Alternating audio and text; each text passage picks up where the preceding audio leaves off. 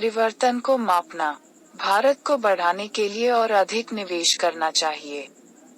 विभिन्न सामाजिक आर्थिक सर्वेक्षणों की विश्वसनीयता। राष्ट्रीय परिवार स्वास्थ्य सर्वे (NFHS) का 5वां संस्करण भारतीय समाज में चल रहे परिवर्तनों में एक मूल्यवान अंतर्दृष्टि प्रदान करता है।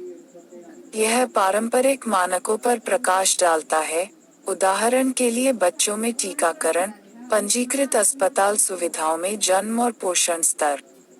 जबकि इन मापदंडों में एक सामान्य धारणा है, पोषण में मिश्रित संकेत थे।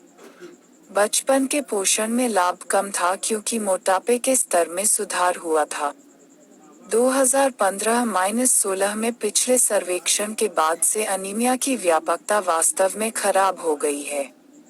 लेकिन सर्वेक्षण का प्रमुख योगदान व्यवहार और समाजशास्त्रीय मंथन में इसकी अंतर्दृष्टि है। जब पिछले साल हाइलाइट सार्वजनिक किए गए थे, तो भारत की घटती कुल प्रजनन दर पर ध्यान केंद्रित किया गया था, जो देश के इतिहास में पहली बार प्रतिस्थापन स्तर या 2.1 की TFR, कुल प्रजनन दर, से नीचे गिर गई थी।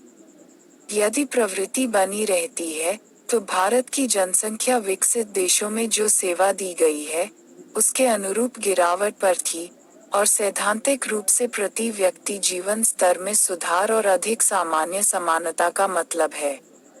चूंकि यह TFR अधिकांश राज्यों में हासिल किया गया था, दो उल्लेखनीय अपवाद सबसे अधिक आबादी वाले उत्तर प्रदेश और बिहार थे। यह भी सबूत था कि राज्य की नीतियों के बिना जनसंख्या में गिरावट हासिल की जा सकती है और परिवार नियोजन ने गहरी जड़ें जमा ली हैं। पिछले हफ्ते सार्वजनिक किए गए अधिक विस्तृत निष्कर्ष बताते हैं कि यह गिरावट धर्म के लिए अज्ञेयवादी है। मुसलमानों में प्रजनन दर 2021 में 2.3 से गिरकर 2015-16 में 2.6 हो गई, जो 1992-93 में NFHS 1 में 4.4 की तुलना में सभी धार्मिक समुदायों में सबसे तेज है। व्यक्तिपरक प्रश्नों का एक और सेट जिसका NFHS कठिन डेटा का उपयोग करके उत्तर देने का प्रयास करता है, वह है लिंग समानता। 1/3 से भी कम विवाहित महिलाएं काम कर रही हैं। मुझे लगभग 44% अकेले बाजार जाने की आजादी नहीं है। हालांकि 80% से थोड़ा अधिक ने कहा है कि वे अपने पति से सेक्स की मांग को ठुकरा सकती हैं। यह वैवाहिक बलात्कार से जुड़े कानूनी सवालों पर भी असर डालता है।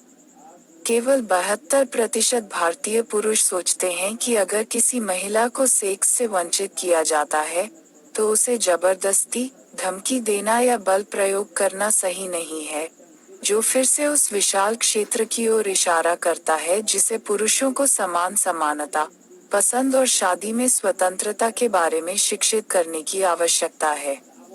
इस प्रश्न ने पहली बार परिवार स्वास्थ्य सर्वेक्षण में इसे बनाया, जैसा कि परिवार सर्वेक्षण में पंजीकृत जन्म और मृत्यु की संख्या के बारे में एक और प्रश्न था।